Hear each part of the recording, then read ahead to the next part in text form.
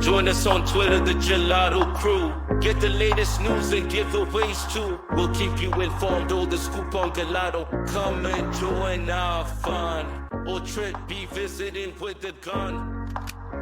Sup, Try? Sup, Dave? How's it going? Fisting on?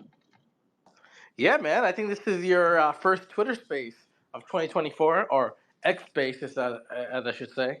I was there for the last one, but you guys were already going when I showed up, so I just listened. Yeah, for some Hey, reason. how's it going, guys? Sup, Dave? Did you get past the bad neighborhood yet? No, it's the outdoor friend's place in the city, so it should be fine for now. If you hear a scream, though, that still might be me. Just saying. Dude, be safe out there, man. Certain parts of New York is still very rough. Man, we really gotta stop doing Twitter spaces. Oh, what's up, Try? We're on a little delay. Whatever you're about to say is way more interesting anyway. Oh, hopefully the delay will get resolved. But I was gonna say, we should probably stop doing Twitter Spaces Friday around this time because this is when the NFT happy hour happens. So Maria can't come. Plus now you have NFT people who are going there. Man, we suck. We definitely should have tried doing this like tomorrow or Thursday instead. But we'll get better at it for sure. Or everybody else just change their schedule. Just throwing that out there. I feel like Friday spaces are pretty fun though. So yeah, I enjoy doing them Fridays. I also don't want to do it too early in the day. So yeah, it would be nice if they changed their spot, but I doubt it. We'll I had to put some my restrictions. drink back in the freezer. My wife sent me on an errand. We have a neighbor who bakes bread, and so she forgot she had a bread order, and so I have to drive out and get bread from this lady because my wife's sitting with the sick baby at home. So I'm like, all right, I'll get in the Gelotto Twitter Spaces while I'm driving through the mean streets of our suburb. Not quite as fun as Dave's trip. Dude, Yeah, hopefully you stay safe out there. It's crazy. You said neighbor and then drive, and in my head I'm like, my neighbor is within arm's reach, man. Oh shit, is that Daniel? Did he make it on time? Yeah.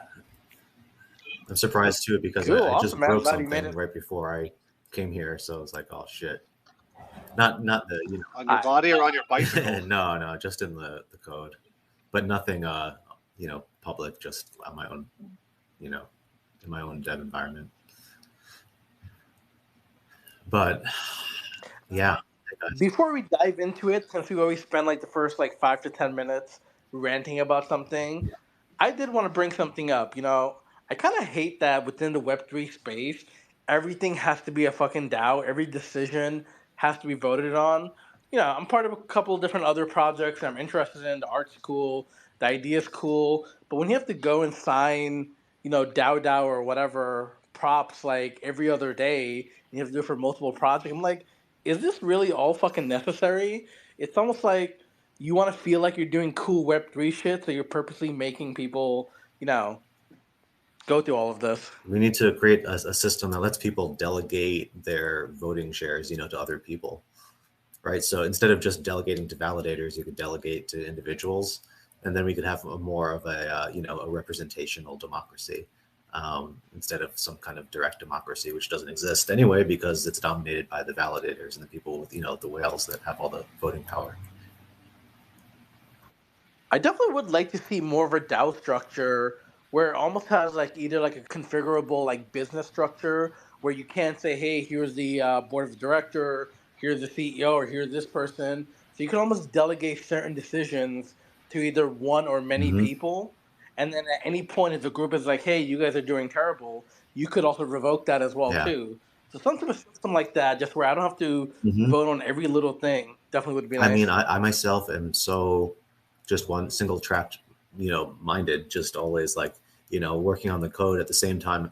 I'm not as aware of what's going on, different projects coming and going, different protocols, different airdrops and all that stuff. I mean, if I could delegate responsibility to someone I trust in those areas, in those domains, and have them act in like you're saying, represent me in that way, that would be great, just to delegate some responsibility like that. But also, you can create a whole system out of that, I'm sure.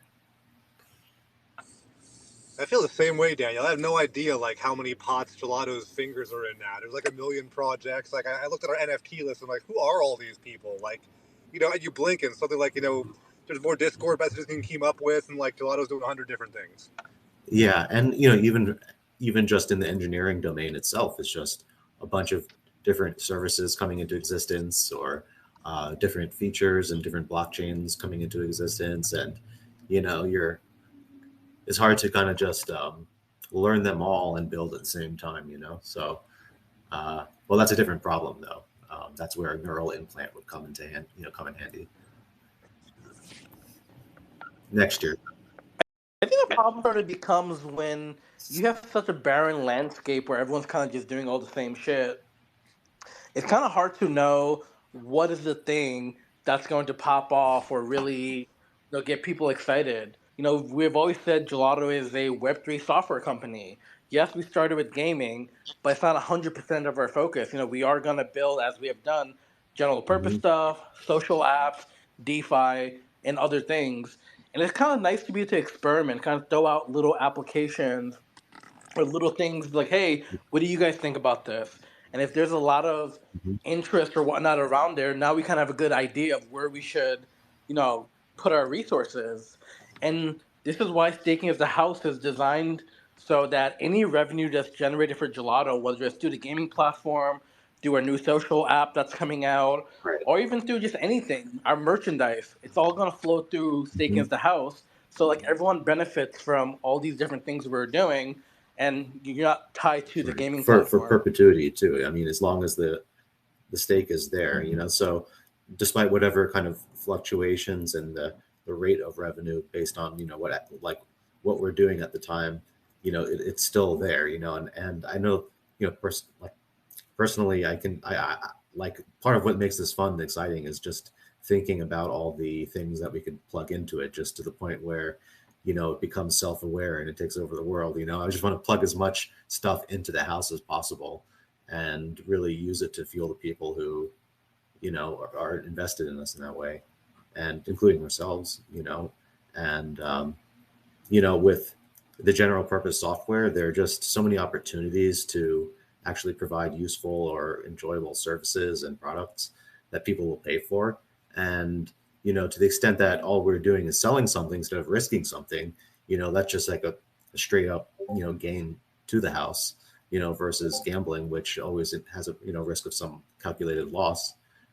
But I'm excited about this kind of future where we'll be building out products like fragmented, NFTs, fractionalized NFTs, the real world, like digitizing real world assets, the threads, like creating some, creating applications out of the threads app that we're releasing now, just all the different things, the prediction markets, finding ways of plugging it back in there, is part of like the, what makes this enjoyable, to think about for me. About you guys. I'm actually more excited about our general purpose apps. Like, looking back over the history of Gelato, I don't want to say, we got it wrong, but you think cryptocurrency people are like natural gamblers. I mean, just by buying crypto, we're gambling. But I find that crypto people, the idea of spending tokens and not getting a bag, just spending them on a game, and 9 times out of 10 you walk away with zero, like, that's unpalatable to crypto people. They have to get something. Even if tokens are dumped to zero, they got to get something. And they walk away with zero, like, it makes their assholes clench. That's why we need to have slot machines installed in various bodegas and corner stores around the world, right? I try to get a slot machine in my office. It doesn't have to be a bodega. In your office? Well, you have that on your phone all the time, so. No, I want other people to take part in it. Dude, what would be kind of awesome is my wife recently got me an arcade cabinet. As soon as she got it for me, I kind of envisioned one day where we could sell a cabinet. It's almost like a casino at home, right? You boot it up, it loads your wallet, whether it's Kepler or whatever BS. And then you have access to all the games on our platform. And when you're playing, it's actually playing on chain. So if you had a slot machine, We could build a cool looking cabinet slot machine so people can sit at home and still gamble and be part of like a virtual casino. Yeah, I mean, it would be cool to build a wallet directly into the app so people didn't have to, connect Kepler or anything. Then we wouldn't have to prompt people. Will it connect back to Threads and post my high scores and my winnings there?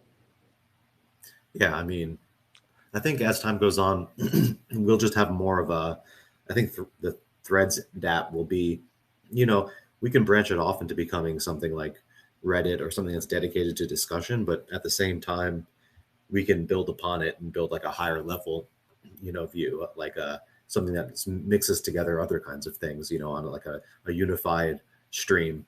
And you could kind of drill down into it, but see it more of just becoming kind of like the dynamic core, the reactor core of this whole thing is, a view of, what stuff people are, people are doing and who they are and having, conversations around it.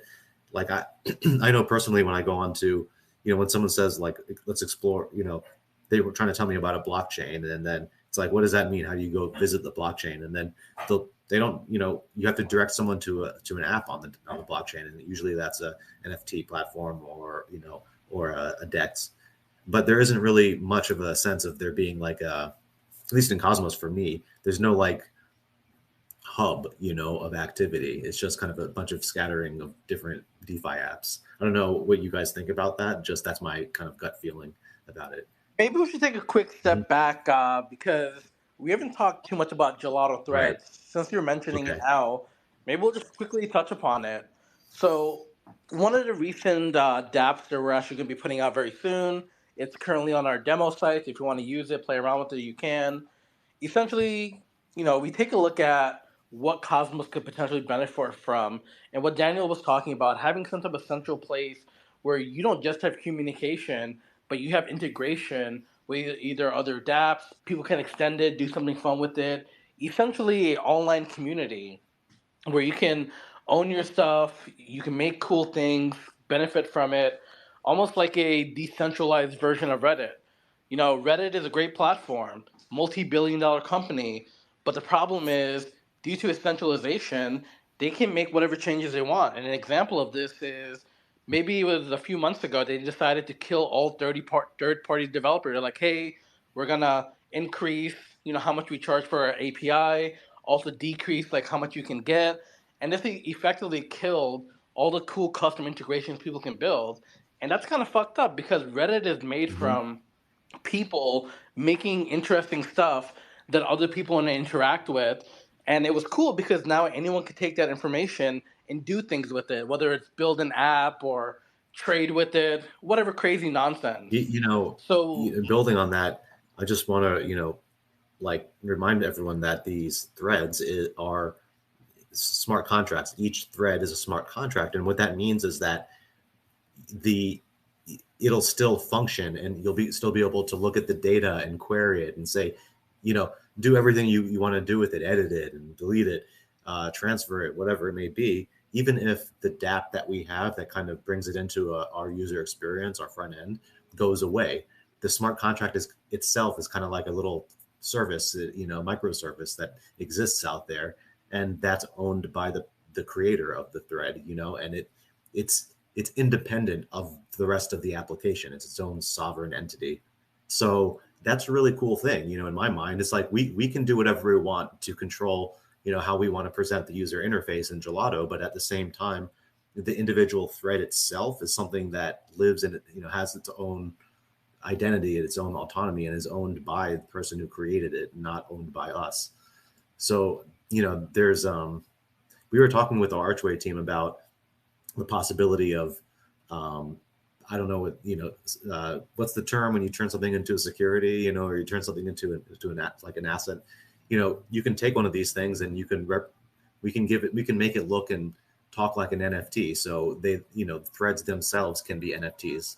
And since we have different tie-ins, different tie-ins financially, like the content creators have an incentive to create good content, and there's tips and there's revenue from selling customizations in the replies and upvotes or we haven't even begun to tap into all the different potential ways we can kind of tokenize this thing. But the bottom line is that the threads themselves have some kind of value, some kind of speculative value as well, and they could be traded as NFTs with utility. So, it's I just wanted to put that out there. I forgot. Damn, Danny, you went like super deep, and I was just about to introduce what threads are. Be like, hey, if this social platform, you could actually like, hey, no, I'm gonna go and tell you about the technical workings of how threads work. Yeah. But I think Try, you had something. Yeah, that you you said wanted something to mention. interesting, Daniel.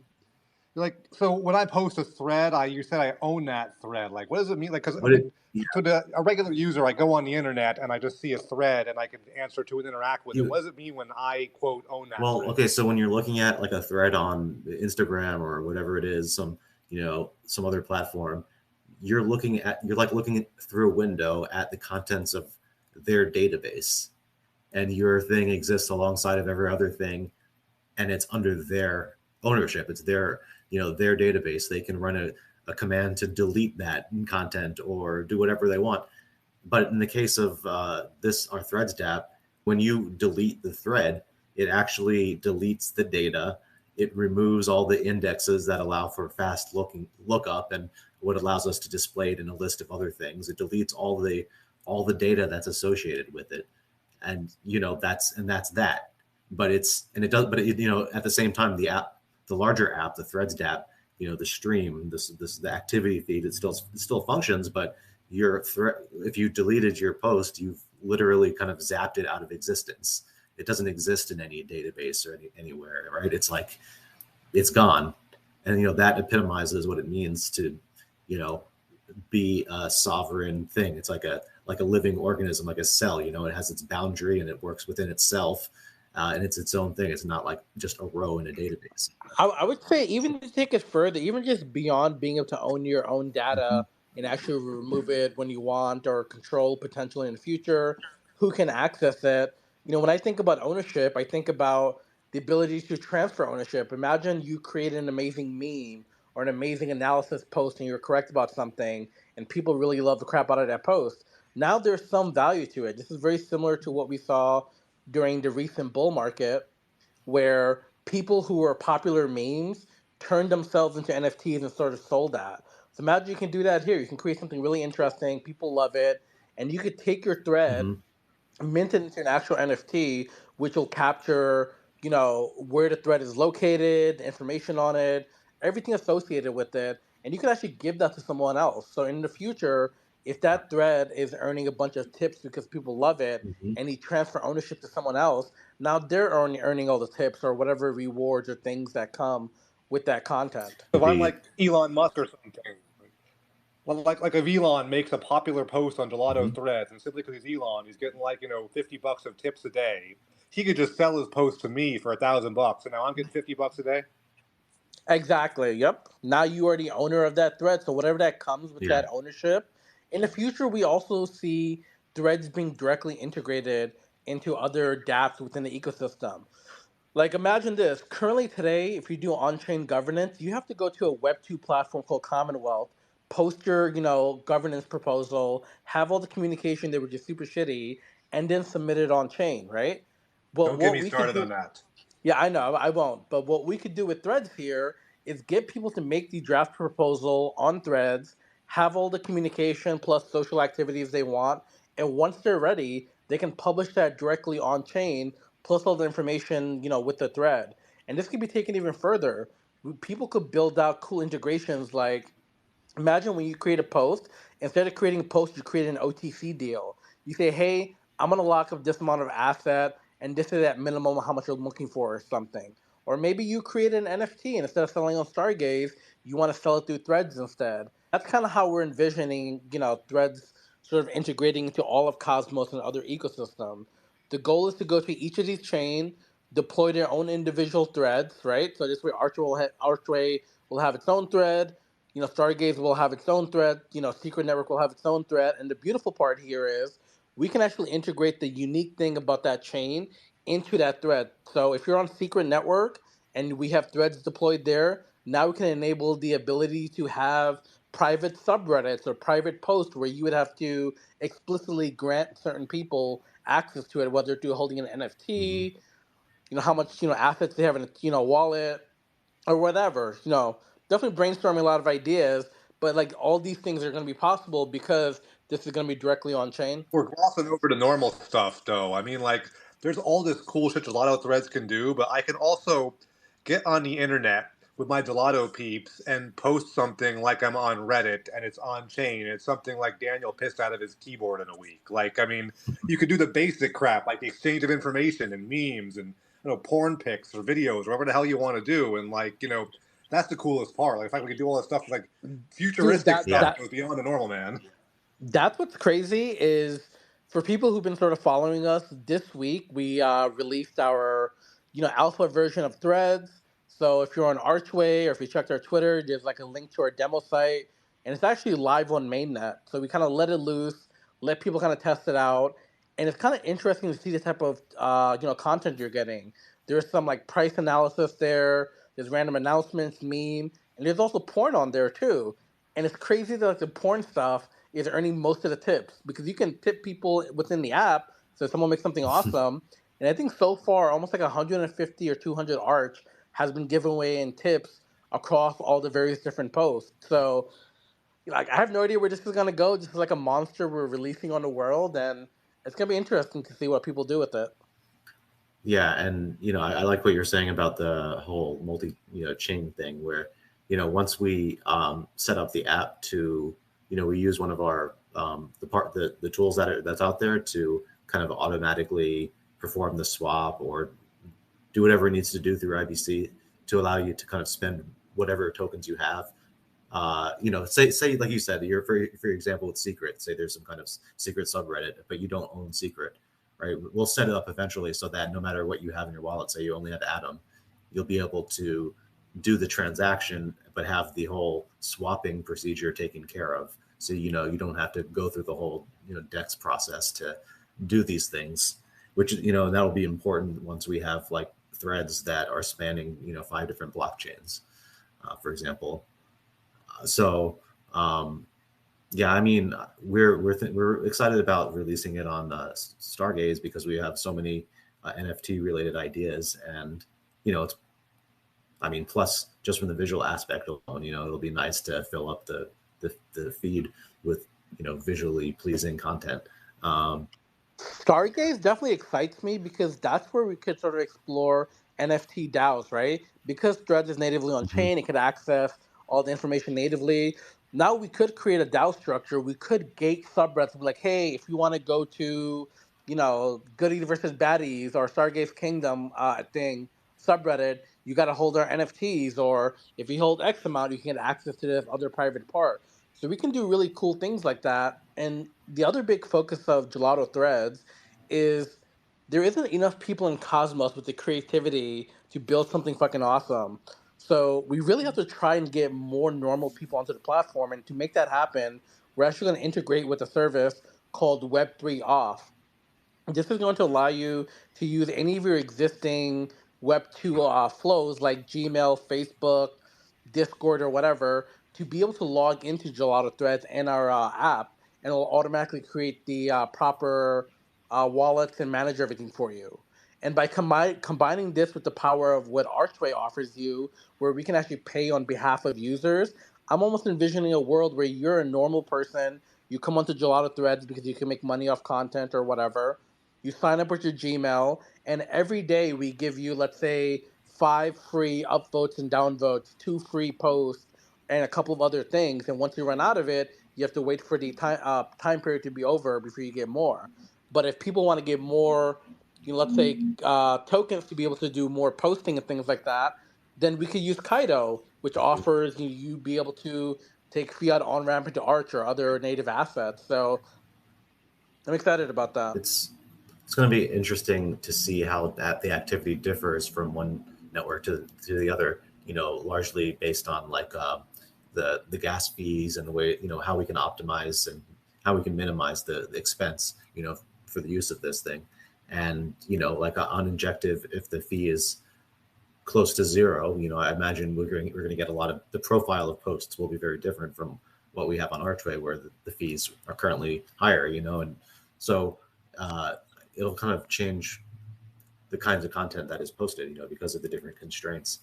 So it's just, yeah, it'll be interesting in the next few weeks. That's super interesting, actually. We could do like a case study on that. Like Injective Network will be like the home of shit posting, and Archway will see all these high quality media and stuff because like it's 3 arts per post or something. Right. Like it'll be amazing to watch. But it would make sense, to have, once we do this, we'll have, we'll be adding like a user preferences type of a thing, also on chain, but we'll be able to set preferences regarding, what networks you want to see, by default, hashtags you're following, once we have subreddits or, groups, essentially, what groups you're in and that sort of thing. That'll help us customize the feed that you see when you kind of log on. But what it should do is it should represent like the cross section of activity and, goings on that you're actually interested in, across the different blockchains that we're on. Mobile soon. How is it going, actually, Daniel? Like, you released this like alpha demo. Yeah. Like, please test it, break it, kind of disorganized version of the thing. People are banging on it.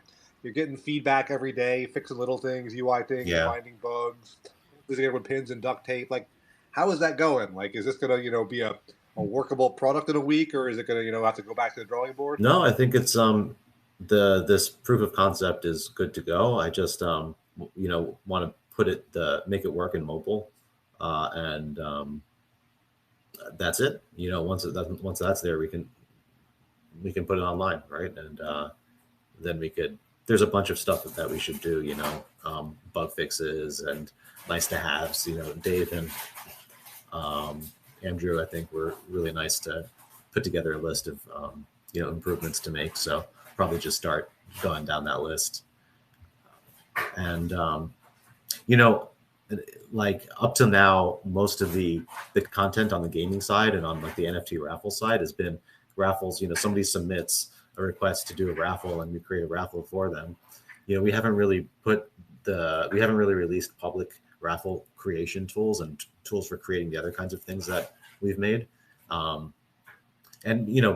But at the same time, we didn't really have a medium for that, nothing to plug it in. How do we present that?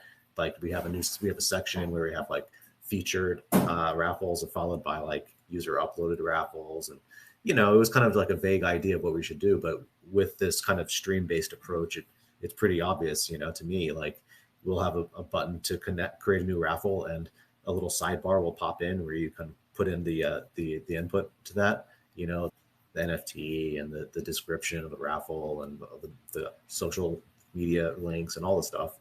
And, you do a transaction, now it appears and, it goes to the stream. And right. And so while there'll still be like a raffle homepage, there's some place that you can go to when you just like at the end of after work and you go online, you just want to just have a bird's eye view of what's gone on during the day. Now that you'll have that, all the activity will be mixed, in one place.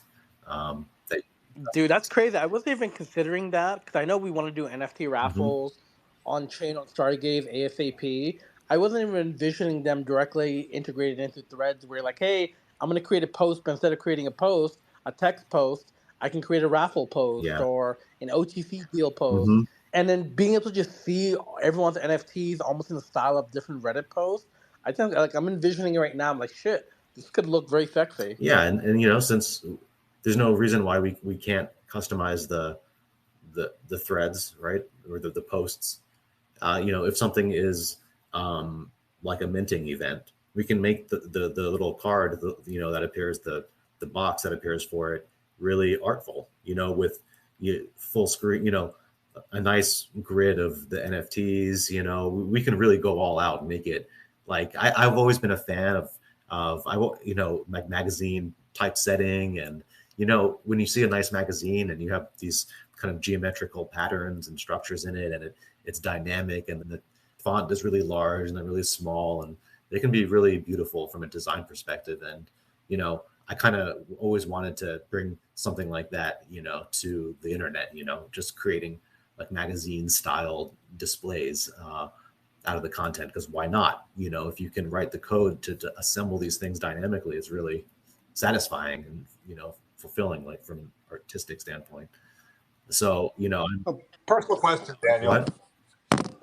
Personal question for you. Like when we first started this whole gelato fiasco, front ends were like the bane of your existence. You spent forever getting things looking right. Like you just wanted to code. Like you made a bunch of front ends now. Now you're talking about the typeface in the magazine is like your happy place. So now you're loving designing like the front ends and Well, the I've UX. always been into like web design and Photoshop, and I learned Photoshop like in sixth grade. Photoshop version 4, and by making like my friends and I just giggling, making women's breasts larger with the pinch tool. Being degenerates at that age, and I guess I got into coding and stuff later, but the front end, like the design and front end engineering, are not the same thing. There are a lot. I would say most front end engineers, in fact, they don't like to make design decisions, or they might not identify with with being a good designer. The companies have a division of labor there. They have designers, and at the same time they have front end engineers, and they work together. So it's just and it's very different what's involved.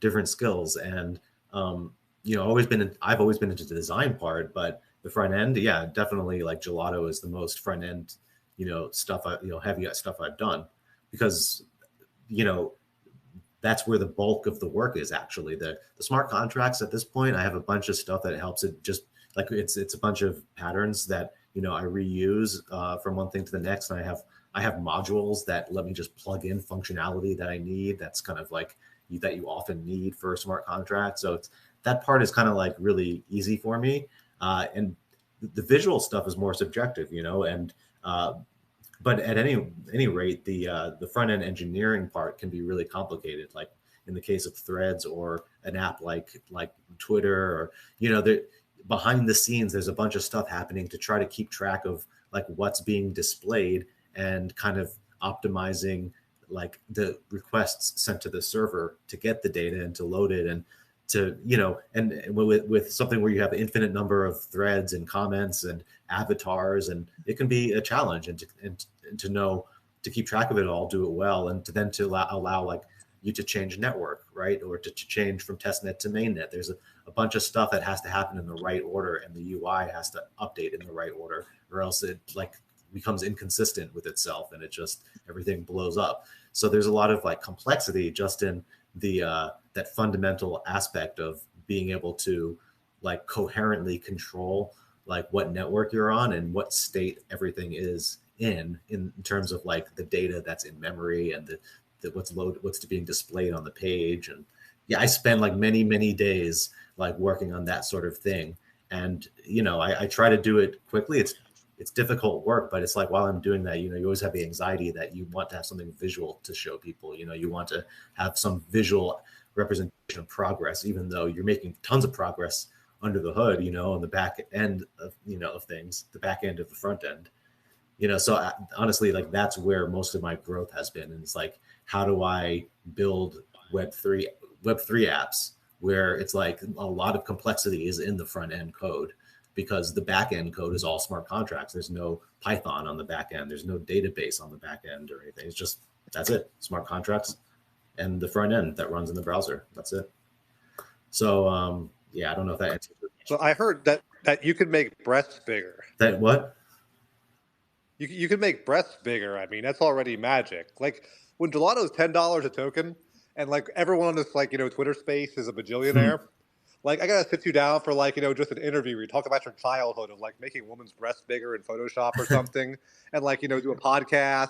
You could write your autobiography, and we could talk about this bajillionaire started out as a kid on Photoshop making breasts bigger or something. Like that's amazing. That's where every kid starts the off. personal touch is like so Daniel, I'm a freaking patent attorney. I'm not a coder. So you said a lot of magic and wizardry and witchcraft, and I kind of followed most of what you said. But the parts that jump as a normal person is A, you can make breasts bigger, and B, you've integrated all this stuff and you can talk about it. You can make it reasonably intelligible, and you can do things like piss out Gelotto threads in a week or something. So I mean, to the common man, your story is incredible. But the struggles of a front end engineer, hearing them, like articulated like that, I'm like, wow, that sounds like so far out of my Yeah, wheelhouse. I don't know what to make of like it. it used to be a website. It was just like you had a server, and the server would send the web browser like all of the HTML that it was needed to display the page, and it didn't change. It was just like sending a text document that contained the HTML, and that's it. But with a Twitter app, anything that's like social media related app, it might look still when you're looking at a page, but it's actually a living, breathing thing, and there's code constantly executing all the time in the web browser to keep or to change the state of what you're seeing. And so it's like, it's that's the realm of front end engineering. So it's really interesting. I think sometimes people can take for granted how much it goes into actually building a DApp and an ecosystem. If you look at a lot of sites these days, most of them kind of look the same because when Facebook came out with the way they were building it, like, hey, here's all these random components. You know, it's easy, it just works. So most sites today just kind of look very similar. And I like that, at least with Gelato, like every decision is intentional. Every little tweak there, like it's like all built Artisanal. from the ground up, and there's a nice feel to it. Like when I look at it, it makes me think about old school internet where you're just building cool shit and everyone had something unique. Yeah, I mean, I'm trying to make things appear more or less normal, like you abide by whatever the common sense like gestures are in the UI, like try to make it look not too like non-standard. I can't really see it clearly like you can or other people can because I'm the one making it and I'm constantly staring at it and reloading the page as I'm trying to tinker on something and how rounded should this thing be or whatever. Like they're all the little curves and the rounding of the buttons and stuff. Those are all individual decisions that you tinker with along the way.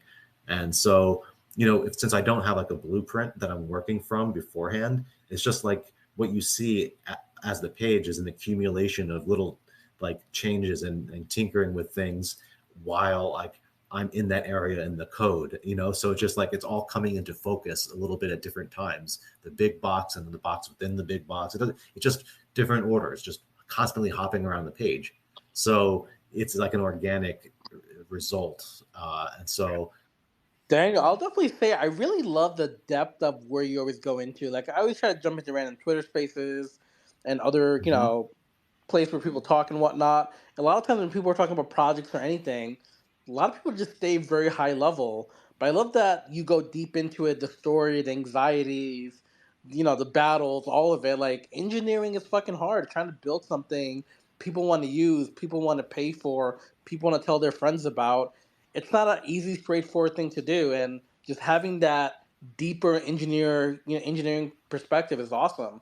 A lot of times, even for me, like I'm a coder, but my focus is more on infrastructure. So like I do a lot of these things as well too, and a lot of struggles we never talk about, the things we're facing. So I kind of appreciate just continuously hearing about all the things you go through. I yeah, I mean, I try to make it intelligible, but at the same time, I think that there's a lot of squandered opportunities. Like there's all the social media, my relationship with technology now, or has been for the last 10 years in New York, looking at people on social media and the subways and that sort of thing. And it's kind of like just the infinite scrolling and stuff. And I look at it, and since I'm into technology, I think to myself that there must be some way that we can actually harness this time and these activities to make it make it more intelligently directed, make it more fruitful or efficacious, to harness it and kind of tap into the human potential that's there, but so underdeveloped, under tapped, right? Like squandered, one might say, because I feel like, I believe that technology is a bicycle for the mind, and science. And, so I want to see these things succeed. If I could build something that, that people value, that kind of is nice and also useful, I would be satisfied. And to see it put to like good use would also be, satisfying. Like you were talking about putting threads to the point of governance proposals. with a few tweaks here and there to the code, we can turn the contracts here into, instead of just a list of replies, they could be lists of proposed changes where you can see kind of like it would do like a diff where it shows you this, like this person has made these changes, and it'll show you what changes they're proposing, like an editing program, right? And so those changes could be upvoted and downvoted and accepted by the person who created the post, which is the draft of the proposal. So you could actually, you know, take these things one step further and turn them into very useful things for you know, these kinds of other purposes, like you're saying, like, you know, like in governance here. So yeah, We've gone pretty deep into threads, and you know, to me, threads is the beginning of something new or something, our direction that we really want to pursue. From the very beginning, we've always said, you know, Gelato is a Web3 software development company. You know, as I mentioned, we build general purpose stuff. And you know, gaming was a way for us to get into the ecosystem, learn more about building smart contracts, and Cosmos to really put our roots down. I truly believe that gaming is a really big sector into Web3, but I also don't like the idea of just limiting us to that. So the big focus for 2024, yes, it's to build more games, but it's more to build more general purpose applications where we can attract a wider audience. The reason why things like Gelato Threads is important because now we can build a really awesome user base, you know, empower them to do what they want to do, and at the same time, anything we create on our gaming platform, we now have a place where we can shoot it off to. Hey, Super Bowl's happening. Here's the, you know, Super Bowl Square games you can play. Maybe you could do it directly from Threads and just integrate it into other things that we're doing. So this way, as we bring in more people to whatever, you know, application, it's all kind of connected. So like the idea of doing Gelato Threads, which is a Web3 social media app, doing fragmentized NFTs where people can further trade and gamify their NFTs, and then also focusing more on DeFi stuff. You know, Injective, for example, recently released a module to make it easier to do real world assets. Like, why can't we focus on that as well too? And the beautiful part about us pursuing all this general purpose stuff is any revenue that's created goes back to staking of the house, goes right back to our protocol. And because we know we can build games relatively easily, and you know we have all the smart contract stuff done, as we scale out, as we hire more engineers, that's something they could focus on as well too, not just like mm-hmm. you exclusively. So I think there's a big advantage here of trying to capitalize on a lot of the missing things within Web3. So maybe it's a decentralized OnlyFans or a decentralized Reddit or even a decentralized eBay that really gets the fire going. And once you build that funnel of people coming in, then now we can do crazy stuff, and also focusing on getting normal Web 2 people to come in. This is the reason why we kind of chose Archway to at least be a home base where we can bring normal users into Web 3, do like Web 3 off, because we can pay for gas and other things on behalf of the user. So this way, you log in with your Gmail, you have a crypto wallet, and we can give you free transactions to do certain things. And I think stuff like that's going to lead to more accessibility and getting people onboarded. Like when people use crypto dApps without realizing they're using it, like that's where we'll win. You had a long time to stay. Holy shit. I was deleted. I'll worry about Dave in that bad neighborhood. Dude, I thought the same. Did Dave get jumped in the bad neighborhood? Hey, I'm still in the city, guys. I'm still in the city. I'm But, safe at yeah. home too, guys, but I got to go have dinner with the family. I'm an hour before you dudes. All right, Charlie. Yeah, man, we should probably call it soon for sure. We talked a lot about, you know, what's going on, but thank you for joining. You know, we'll see you next time. Have a great dinner.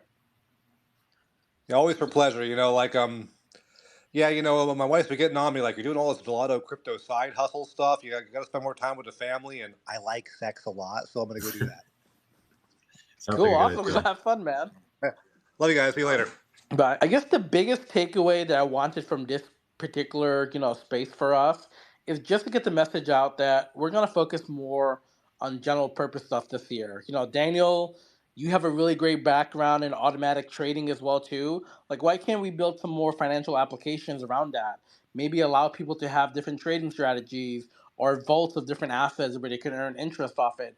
There's so many different cool things we could build and also gamify it and make it more simple for people, and ultimately all those things will benefit Right. Gelato. So that's what I'm excited for us to explore in 2024. Yeah, I mean, even just like trading plus NFTs, like uh, having money managers sell NFTs, and the NFTs receive some share of the traders profits from its trading. So we once we have access to like an on-chain order book, like through Injective, it's going to be really amazing to kind of gamify trading in all sorts of different ways.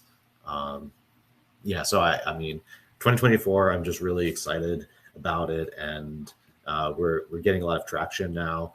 I feel confident that we'll see more funding this year, and it'll enable us to kind of do a lot of things in parallel, right? And that's the main impediment, of any team right now, and like a small team like ours, is just bandwidth. But once we have that bandwidth, we, like you mentioned, we have the tools, the frameworks, the libraries, experience and relationships to really help bootstrap other developers, other engineers, bootstrap them in this area, right? And so, it's let's see who we meet, and maybe hopefully we can hire a few engineers this year, and pursue all the things that we're going to do just all at the same time. Yeah, exactly. I think the thing we've proven at least is we can dream it, we can build it, and now we need to continue scaling the operation out. So that's going to be a big focus for us this year. And before we call it, I also want to drop some, quick alpha. Our last base, we talked about, Injective being our home base, us migrating all of our core applications there. And a lot of times when I talk about home base, people get confused. The moment we announced that Injective is our home base, we just got hit up by a bunch of chains we're working with. Like, hey, what does this mean? Does this mean you're not going to build here? For us, when I say home base, it's where we experiment, build our products, with our feedback of our community and other people, and really make something that's like ready for the masses. And the goal is to take this stuff, ship it across wherever the money is. Whether that's Archway, whether that's Osmosis, or even outside of Cosmos. If it's Ethereum or Polygon, to ship those things out there where the users are, the money is, and bring all that back to staking as the house. People who are staking GLTO and holding our core NFTs. So, in terms of that, we've created all the necessary tokens on the Ethereum side, including Beast. We're currently getting it all registered with the Injective and working with them to make it available through the Injective bridge, so we can bridge GLTO ERC20 back into the Injective ecosystem. And then once that happens, we're just going to start migrating applications like Staking as a House and other games and verify that everything works with this new wrap token. If it does, then we'll build out a pipeline where people can exchange their currency W20 GLTO for ERC20 GLTO or injective wrapped GLTO. So a lot of moving pieces there. The last piece that we're waiting for, the injective team doesn't want us to submit our proposal to whitelist our address yet. They want to publish some guidelines and other things. So this way, if other teams in the future want to apply to get their whitelist or address whitelisted, there's some criteria there, and it's not a free for all.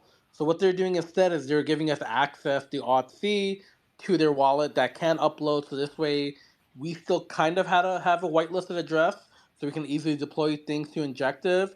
And once their guidance comes out, then we'll open that proposal, so we no longer need their auth access. So once that happens, I'm expecting us to move relatively quickly on migrating things to Injective. And this doesn't mean in the future we won't deploy stuff on Juno. As I mentioned, the goal is to build stuff in our home base, make sure it's ready for prime time, and ship it out and make our house stakers money. So in the future, if the Juno working group and other people are able to revive Juno and make it a place where there's money, then yeah, hell yeah, we'll fucking throw shit out there, give people fun things to do, and benefit our stakers as well too. So with that, we could definitely talk forever. I gotta go get some food. I'm starving too. Daniel or Dave, anything else you guys want to dive into before we call it or say? Mom.